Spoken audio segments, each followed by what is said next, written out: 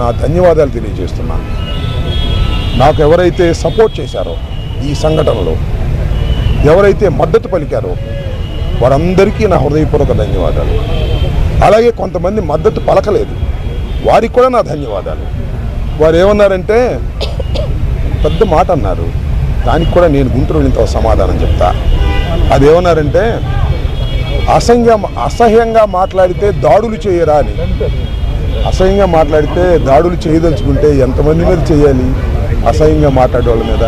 అది ఒక అంశం. వాళ్ళకి కూడా నేను రేపు నా సమాధానాన్ని తప్పనిసరిగా చెప్తా. 18 రోజులు నన్ను జైల్లో పెడితే నేను భయపడతాననుకున్నారేమో. భయపడే ప్రశ్న ఈ అంబటి రాంబాబుకు ఉద్భవించదని మనవి చేస్తున్నాను. ఎందుకంటే ఈ చంద్రబాబు నాయుడు గారి ప్రభుత్వం వచ్చినప్పుడే జైల్లో ఉండటానికి సిద్ధపడ్డానని కూడా ఈ సందర్భంగా మనవి చేస్తున్నాను.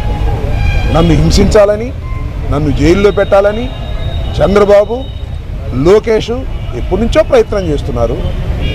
ఎక్కడో దొరికాను, లోపల పెట్టారు.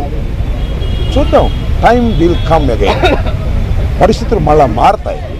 ఈ పాపానికి వారు పరిష్కారం చేయక తప్పదని కూడా ఈ సందర్భంగా నేను మనవి చేస్తున్నాను. రాజమండ్రి సెంట్రల్ ప్రిజన్ నాకు పట్టుదలను పెంచే ఒక శిక్షణా కేంద్రం అని కూడా ఈ సందర్భంగా నేను మనవి చేస్తున్నాను. మరింత పట్టుదలగా, మరింత కసిగా ఎన్ని కేసులు పెట్టినా, ఎన్ని రోజులు జైల్లో ఉన్నా ఒక్క అడుగు కూడా వెనక్కు వెయ్యను. జగన్మోహన్ రెడ్డి గారి నాయకత్వంలో ఈ కూటమి ప్రభుత్వాన్ని ప్రజాస్వామ్యబద్ధంగా కూల్చేంత వరకు ఈ పోరాటం ఆగదు. ఎన్నిసార్లు జైల్లో పెట్టినా వెనక్కు వెళ్ళే ప్రశ్న లేదు. అన్యాయంగా, అక్రమంగా జైల్లో పెట్టారు. నా ఇల్లు దహనం చేయడానికి ప్రయత్నం చేశారు, నా కార్లు పగలగొట్టారు, నా ఆఫీస్ పగలగొట్టారు, నా పెళ్ళాం బిడ్డల్ని తరిమి కొట్టారు, నన్ను చంపడానికి ప్రయత్నం చేశారు, తీసుకొచ్చి జైల్లో పెట్టారు. ఏమైంది? ఏమైద్దని అడుగుతా ఉన్నా. చంద్రబాబు నాయుడిని అడుగుతా ఉన్నా, లోకేష్ని అడుగుతా ఉన్నా. ఏమైద్ది?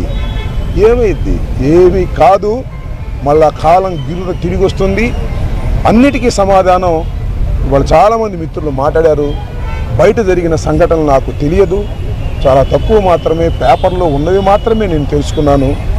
జైలు జీవితాన్ని నేను అనుభవించాను అనుకోకండి, ఎంజాయ్ చేశాను. ఎంత కఠినంగా ఉన్నా ఎంజాయ్ చేశాను. ఎందుకంటే ఒక రాజకీయ స్ఫూర్తితో రాజకీయాల్లోకి వచ్చినటువంటి వ్యక్తిని నేను, పట్టుదలగా ముందుకు సాగే వ్యక్తిని జైల్లో పెడితే భయపడిపోయే వ్యక్తిని అంతకంటే కాదు. మరింత ధైర్యం